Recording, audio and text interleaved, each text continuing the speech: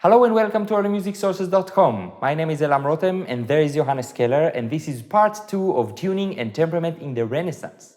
If you haven't watched part 1, click here, otherwise get ready for some hardcore source reading.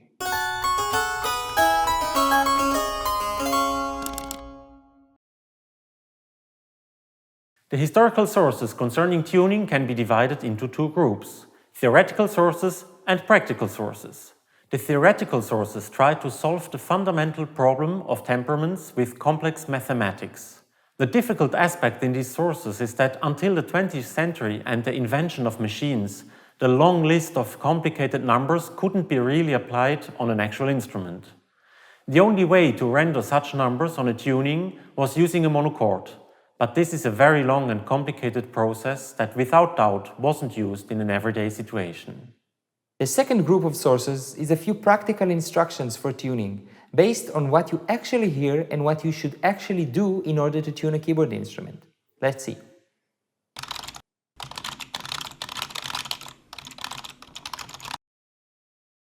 Schlick says that the fifths should be not high enough or not quite pure, but beating when tuned somewhat lower. He then tunes a sequence of fifths.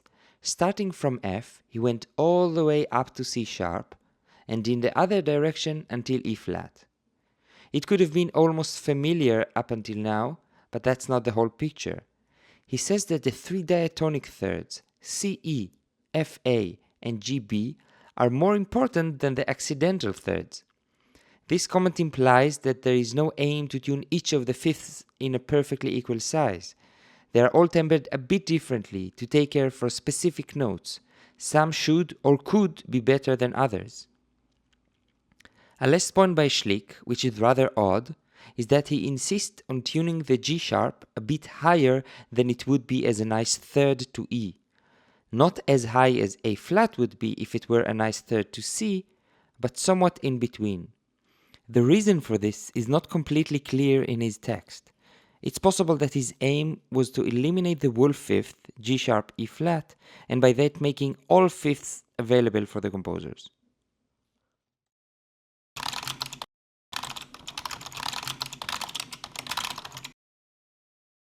Aron says that the fifths should be a bit scarce, always slightly diminished and deprived of perfection.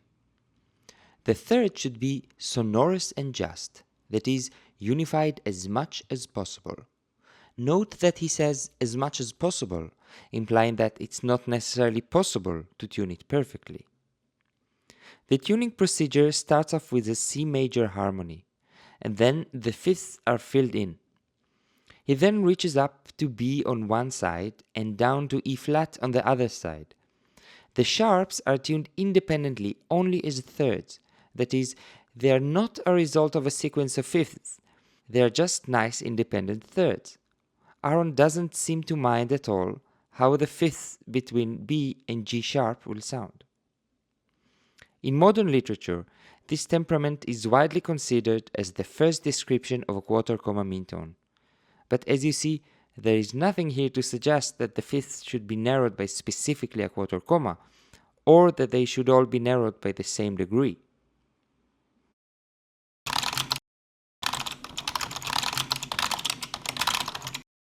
Antegnati's description of the intervals is quite similar to Aron's. The fifths should be somewhat scarce, not perfect, but also to make the ears content, and the third should be as perfect as possible. Similar to Aron, he says perfect as possible, implying that it's not necessarily possible. Antegnati's tuning procedure starts from F with a major triad. He then continues making triads: C major, G major, D major, etc. The sharps are once again tuned only as thirds, not as fifths. Antegnati doesn't seem to care how the fifths between B to G sharp will sound. An exceptional thing in Antegnati is that the flats, E flat and B flat, are reached through G and not through the sequence of fifths.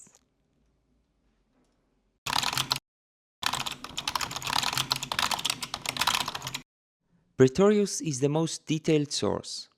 He gives 3 methods of tuning. He says that the thirds should be clean, and the fifths not perfectly pure, but beating on the low side. It is only Schlick and him that mention the physical phenomenon of Schwebung, or beating in English. He uses it only to explain how to differentiate between a pure and impure interval, and not as an indication for an exact quality of an interval. The first method of tuning is very similar to Antegnati's. He starts with a major triad from F and continues with triads C major, G major, D major, A major, and then C sharp minor. This is quite special because it's the first time that somebody is interested in a fifth between accidentals, C sharp and G sharp. Then he goes back to the starting point and takes the triads B flat major and E flat major. The second method is quite similar to Schlick's description from more than 100 years earlier. Starting from F, he tunes a sequence of fifths up to B. Then in the other direction, he tunes the fifths from F to E flat. The sharps are then tuned independently as thirds, and just like Schlick, he says that G sharp should be higher, somewhat in between G sharp and A flat. It could very well be that these first and second methods are simply Praetorius's reading of Antegnati and Schlick. Praetorius's third and last method is a bit chaotic in terms of procedure, but the final outcome is that there is a complete sequence of fifths, excluding the wolf fifths of course, and the thirds are all built both as thirds and as fifths. This is the most modern approach we've seen up until now. He really aims to make a complete system where each component depends on another. All the components are equally important and should be attended. As you can see, the sources are not really straightforward. We could, however, by reading between the lines, learn some important things. 1. The fifth should be narrower than pure, that's clear. But it's not clear and cannot be clear also by how much. Moreover, we found in none of the mentioned sources indication that all the fifths should be narrowed by the same size. 2. The sharps are first and foremost major thirds to the diatonic notes and should be tuned so. Some of the resulting fifths did not interest most of the writers. 3. The ideal third is never described simply as pure, but always in a more indirect way, which could imply that their thirds were not objectively pure thirds. 4. There is only one source, the third temperament of Praetorius, that can be interpreted as what we nowadays define as quarter comma mean tone. 5. In no source there is a name for the described temperament. The term mean tone appeared much later. Well, quarter comma mean tone temperament is a constant sequence of fifths all narrowed by a quarter of the syntonic comma. To interpret these Renaissance sources as a description of that consists of heavy normalization and simplification. The first theoretical sources that actually described quarter comma mean tone were only at the end of the 17th century.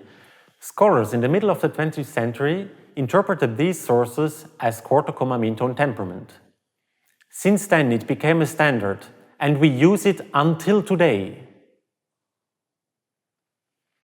No, it's probably not wrong to use quarter comma mean tone. It follows the basic Renaissance concept of narrowing the fifths in order to improve the third.